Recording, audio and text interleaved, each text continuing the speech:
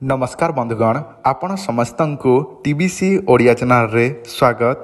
बंधुगण, आज यह वीडियो माध्यम रे मु आपण मानकु एमिति गोटे तांत्रिक उपाय कहवाकू जाउछि जहा फल आपण माने दुनियार समस्त लोकंकु बसीकरण करि परिबे बा निजठारे बसीकरण करी हाथ मुठा रखि परिबे समस्त लोकंकु, जेमिति कि कोनसी स्त्री, कोनसी झियो, कोनसी पुओ किंबा कोनसी मालिकंकु किंबा जे कोनसी बड़ लोकंकु मध्य आपण माने निजठारे बसीकरण करिकि रखि परिबे। जे उपायटी आपण माने जानिबे सेही उपायटी निहाती आपण माने प्रयोग करिकि देखिबे, कारण मु आपण मानकु सत कहूछि ना मिथ्या कहूछि बा मिछ कहूछि आपण माने निजे परीक्षा कले निजे ही जानि परिबे।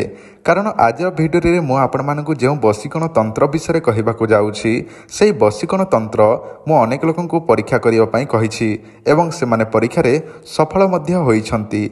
आपण मध्य निजे निजे प्रयोग करिकि देखंतु, देखिबे काम न हेले मो पाखु मेसेज करिवे, मु आपणको काम पई दायी हेबी। बंधुगण, जे प्रयोगटी आपण माने जानिबे सेही प्रयोगटी काकचंडीश्वर कल्पतंत्र लेखा होई अछि बा वर्णित होई अछि, जहा माता पार्वती शिवंकु जणैथिले जे प्रयोगटी करिवा पई कहिथिले सेही प्रयोगटी मु आपण मानकु वीडियो माध्यम रे बुझेई कि जणाई दउछि, जहा द्वारा आपण मध्य जानिबा निहाती आवश्यक।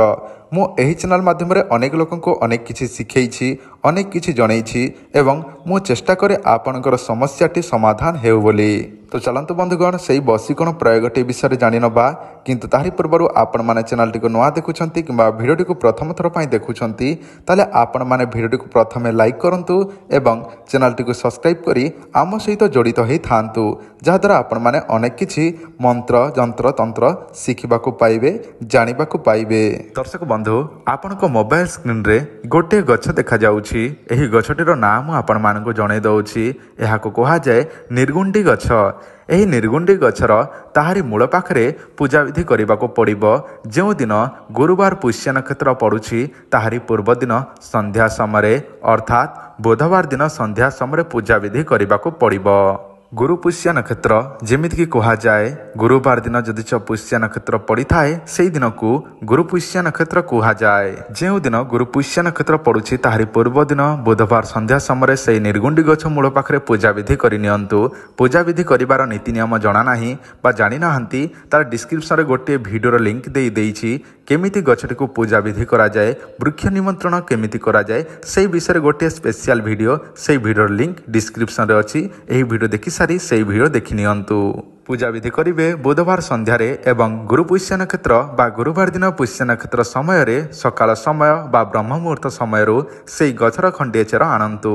ताहापरे सेही चेरटी को गोटे ताबिज जेमिति कि रूपार ताबिज हो किंबा तंबार ताबिज हो किंबा जे कोनसी अष्टधातुर ताबिज रे पुरै नियंतु। ताहापरे सेही ताबिज रे कला सूता बांधी निजे धारण करंतु बा निजे निजर बाहुरे अंटारे किंबा बेकरे धारण करंतु। एहा द्वारा समस्ते आपन को देखिले बसीकरण होबाकू लागिबे। एही उपायटी आपण माने निजे परीक्षा करंतु, कारण आपण माने परीक्षा कले ही जानि परिबे मु मिछ कहूछि ना सत कहूछि। जदि आपण माने मंत्र जंत्र तंत्र को विश्वास करंती किंतु निजे परीक्षा करि पारु नाहंती बा निजे प्रयोग करि पारु नाहंती, आपणक पाखरे समय नाही किंबा आपण नीति नियम अनुसार मानिकी करि पारु नाहंती, ताले आपण मानक पई गोटे सूचना। जदि आपनको कौनसी प्रकार ताबिज दरकार अछि ताले आपण माने आम सहित जोगाजोग करी ऑर्डर करि पारिबे।